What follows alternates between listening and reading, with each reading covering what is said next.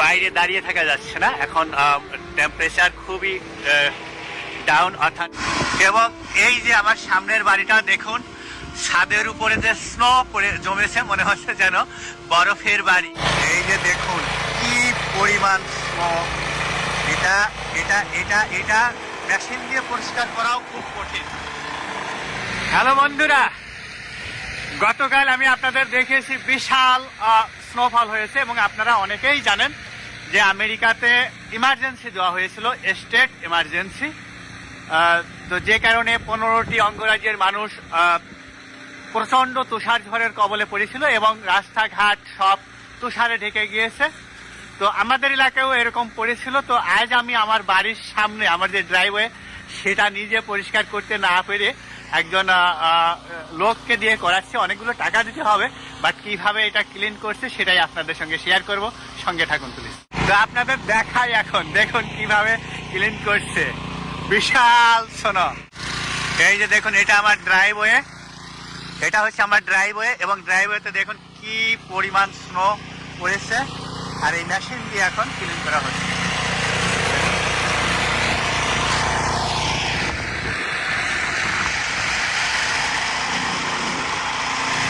এটা হচ্ছে আমার বাসা। একটা গাড়ি আমি গ্যারাজের মধ্যে ঢুকায় রেখেছি, আর একটা গাড়ি বাইরে ছিল, এটাও কভার ছিল, এটা আমি সকালে ক্লিন করেছি। এই যে দেখুন কি পরিমাণ, বিশাল উঁচু হয়ে গেছে। 1.5 ফুট পড়ার কথা ছিল, বাট এটা 2.5 ফুট উঁচু হয়েছে।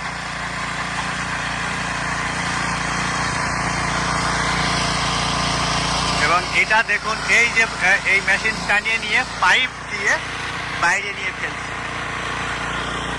বন্ধুরা, বাইরে দাঁড়িয়ে থাকা যাচ্ছে না এখন। টেম্পারেচার খুবই ডাউন অর্থাৎ তাপমাত্রা অনেক নিচে। এখন -17 ডিগ্রি সেন্টিগ্রেড স্কেলে, বাট ফিলিংটা অনেক বেশি। আপনারা দেখতে পাচ্ছেন আমার চোখ মুখ লাল হয়ে গেছে। আমি নিজে এইটা পরিষ্কার করতে গেলে সমস্যা হতো, যে কারণে আমি লোক ঠিক করছি। আমার আশেপাশের বাসার অনেকেই অলরেডি ক্লিন করে ফেলেছে, আমি এখন করছি।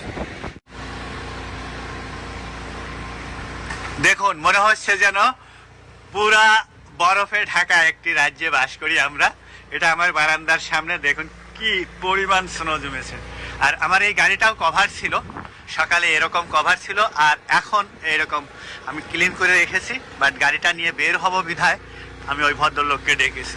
এগুলো এইভাবে গোল হয়ে ঘোরে।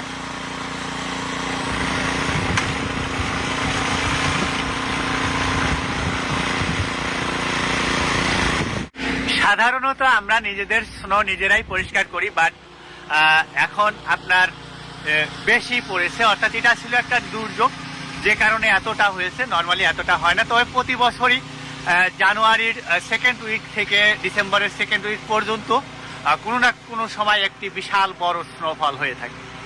এই যে দেখুন, এখন মোটামুটি অর্ধেকের মতো ক্লিন হয়ে গেছে। এবং কিভাবে দেখুন, এই যে পাইপ দিয়ে এইভাবে দূরে যাওয়ার পরে স্নোগুলো পাইপ দিয়ে দেখুন, এই যে দেখুন।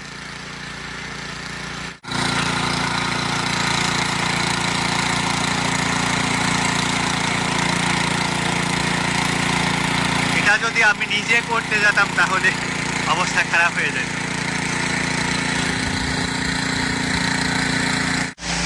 আমার সাইডে যে বাড়িগুলো আছে সে বাড়িগুলোর সামনেও দেখুন কি পরিমাণ স্নো পড়েছে। দেখুন, আমি এখন আমার বারান্দা থেকে দেখাচ্ছি আপনাদের। ঠান্ডার ভিতরে বাইরে গিয়ে দাঁড়ানো কষ্ট। এবং এই যে আমার সামনের বাড়িটা দেখুন, ছাদের উপরে যে স্নো পড়ে জমেছে, মনে হচ্ছে যেন বরফের বাড়ি, ইগলু। আর আমার বাসার ব্যাক ইয়ার্ড দিয়েও দেখুন এই যে কি চমৎকার ভাবে পড়ে আছে, বাট অনেকটা কষ্ট এগুলো ক্লিন করা। আমার বারান্দার ব্যালকনির সামনে এই গাছটা দেখুন কিভাবে স্নোফল হয়ে আছে।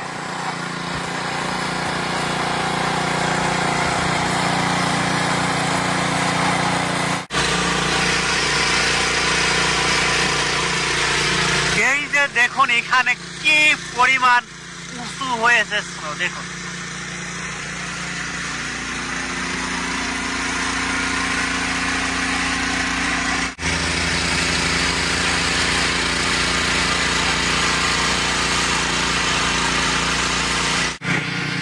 এই যে দেখুন প্রায় অর্ধেকের বেশি ক্লিন হয়ে গেছে। ক্লিন মানে সম্পূর্ণ ক্লিন হয়নি, বাট মেইন অংশটুকু সরিয়ে ফেলা হয়েছে। এখন আস্তে আস্তে আমরা বেলসা দিয়ে ক্লিন করতে পারবো।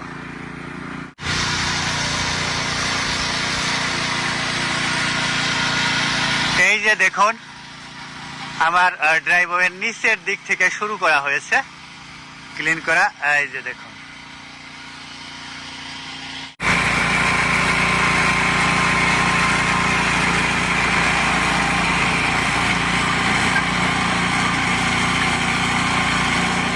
মেশিনটা আটকে যাচ্ছে, মাঝে মাঝে চাকার মধ্যে আটকে যাচ্ছে।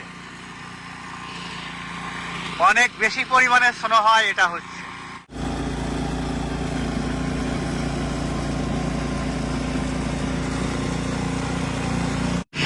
তো ভিউয়ার্স, এটাই ছিল আমেরিকার নিউ ইয়র্কের আলবানি থেকে আপনাদের জন্য একটি স্নো ক্লিন করার লং ভিডিও। এই ভিডিওটি ভালো লেগে থাকলে একটি লাইক, কমেন্ট এবং শেয়ার করে আপনার পরিচিত জনদের দেখার সুযোগ করে দেবেন প্লিজ। দেখা হবে অন্য কোনো ভিডিওতে। সে পর্যন্ত আপনারা সকলে ভালো থাকবেন, সুস্থ থাকবেন। আল্লাহ হাফেজ।